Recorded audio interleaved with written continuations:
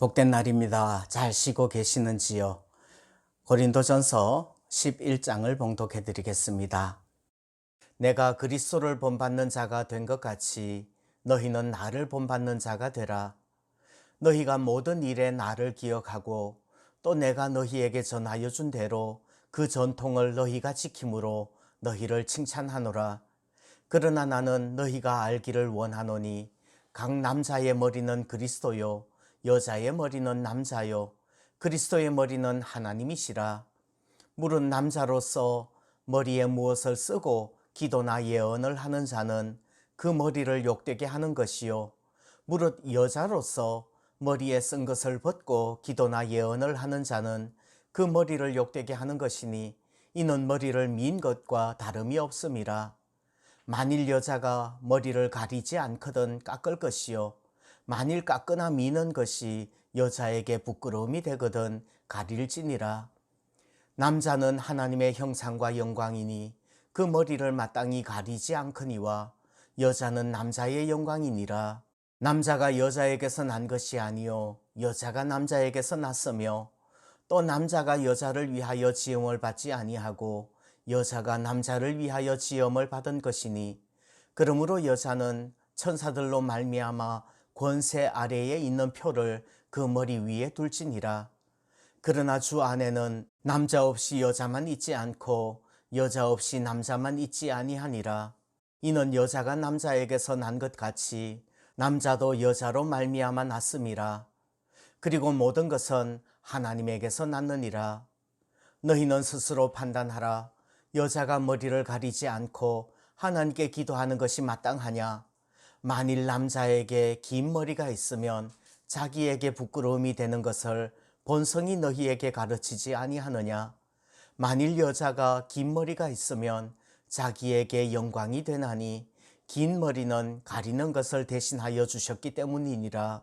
논쟁하려는 생각을 가진 자가 있을지라도 우리에게나 하나님의 모든 교회에는 이런 관례가 없느니라. 내가 명하는 이 일에 너희를 칭찬하지 아니하나니 이는 너희의 모임이 유익이 못되고 도리어 해로움이라.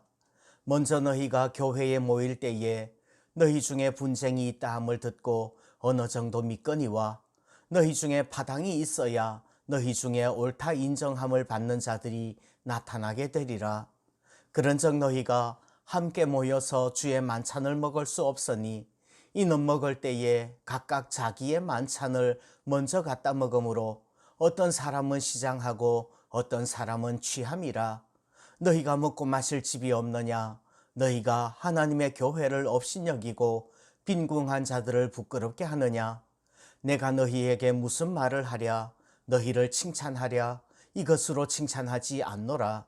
내가 너희에게 전한 것은 주께 받은 것이니 곧 주 예수께서 잡히시던 밤에 떡을 가시사 축사하시고 떼어 이르시되 이것은 너희를 위하는 내 몸이니 이것을 행하여 나를 기념하라 하시고 식후에 또한 그와 같이 잔을 가지시고 이르시되 이 잔은 내 피로 세운 새 언약이니 이것을 행하여 마실 때마다 나를 기념하라 하셨으니 너희가 이 떡을 먹으며 이 잔을 마실 때마다 주의 죽으심을 그가 오실 때까지 전하는 것이니라. 그러므로 누구든지 주의 떡이나 잔을 합당하지 않게 먹고 마시는 자는 주의 몸과 피에 대하여 죄를 짓는 것이니라. 사람이 자기를 살피고 그 후에야 이 떡을 먹고 이 잔을 마실지니 주의 몸을 분별하지 못하고 먹고 마시는 자는 자기의 죄를 먹고 마시는 것이니라. 그러므로 너희 중에 약한 자와 병든 자가 많고 잠자는 자도 적지 아니하니 우리가 우리를 살폈으면 판단을 받지 아니하려니와 우리가 판단을 받는 것은 주께 징계를 받는 것이니 이는 우리로 세상과 함께 정죄함을 받지 않게 하려 하심이라. 그런즉 내 형제들아 먹으러 모일 때에 서로 기다리라. 만일 누구든지 시장하거든 집에서 먹을지니 이는 너희의 모임이 판단받는 모임이 되지 않게 하려 함이라. 그 밖의 일들은 내가 언제든지 갈 때에 바로잡으리라. 아멘. 오늘 11장 뒷부분을 보면서 성찬식이라는 주제로 말씀 나누려고 합니다. 성찬식은 유월절 최후의 만찬에서 유래하는 것입니다. 예수님은 떡을 가지시고 축사하신 후에 받아 먹으라 이것이 내 몸이니라 말씀하셨고, 또 잔을 가지시고 너희가 다 이것을 마시라 이것은 죄 사함을 얻게 하려고 많은 사람을 위하여 흘리는 바 나의 피 곧 언약의 피니라 말씀하셨습니다. 예수님의 최후의 만찬 이후로 그 성찬식은 교회가 모일 때마다 함께 식사를 나누는 공동체의 잔치로 발전하였고요. 이러한 언약의 공동체는 유대교의 안식일을 피하여 주님이 부활하신 주일에 모여 함께 예배하며 주님과 교제를 확인하는 예식이 되었습니다. 카타콤 시대에도 성찬식은 비밀리에 행하는 언약 공동체의 예배 의식이었고요. 성령의 내주하시는 은혜를 확신하는 가운데 기쁨과 감사가 넘치는 축제의 잔치였습니다. 지금도 우리 합동측 교단의 모든 교회들은 1년에 2번 이상 성찬식을 거행하고 있습니다. 그러면 성찬식의 의미는 무엇일까요? 성찬식을 행하면서 우리는 성찬식의 의미를 다시 한번 확인할 필요가 있습니다. 첫 번째는 성찬식은 그리스도의 구속의 은총에 대한 기념의 의미가 있습니다. 24절과 25절에서 나를 기념하라, 이것을 행하여 나를 기념하라 말씀하십니다. 그러므로 우리는 성찬식을 행할 때마다 나를 위하여 찢기시고 피 흘려주신 주님의 사랑을 언제나 잊지 않고 되새기고 기념하고 기억해야 될 줄 믿습니다. 예수님의 십자가의 구원을 잊지 말아야 됩니다. 두 번째, 성찬식은 그리스도의 임재와 교통을 의미합니다.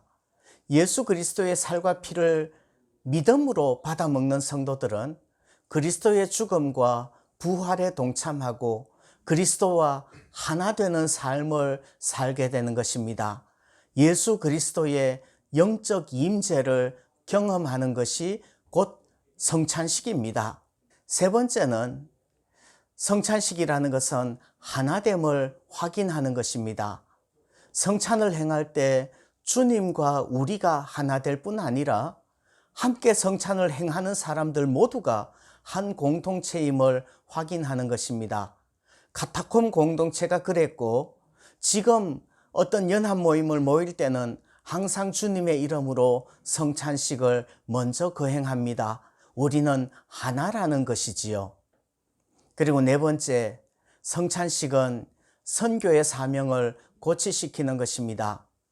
26절 말씀처럼 너희가 이 떡을 먹으며 이 잔을 마실 때마다 주의 죽으심을 그가 오실 때까지 전하는 것이니라 말씀합니다. 성찬식을 행하며 주님의 십자가를 기억할 때마다 다시 상기해야 되는 일은 전도와 선교에 대한 다짐이지요.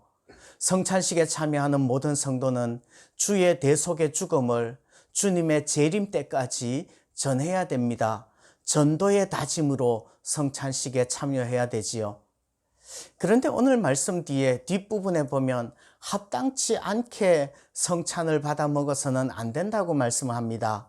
누구든지 주의 떡이나 잔을 합당하지 않게 먹고 마시는 자는 주의 몸과 피에 대하여 죄를 짓는 것이라고 합니다.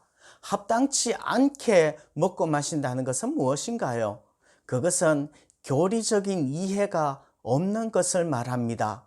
29절에 주의 몸을 분별하지 못하고 먹고 마시는 자는 자기의 죄를 먹고 마신다고 말을 하는데, 이 떡과 이 잔이 나의 죄를 대속하신 주님의 살과 피라는 사실, 주의 몸이라는 사실을 분별하지 못하고 성찬식을 받아서는 안 된다는 말입니다.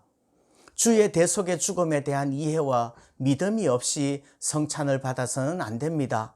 그러므로 성찬을 받을 때 주님의 십자가로 구원받았다는 신앙 고백이 있는지 자기를 살펴야 됩니다. 그래서 우리 교회에서는 세례 받고 예수님의 십자가로 내가 구원받았다고 신앙을 고백하는 사람들에게만 성찬을 허용하는 것입니다. 주의 몸을 분별하는 믿음으로 성찬을 받을 수 있기를 바랍니다.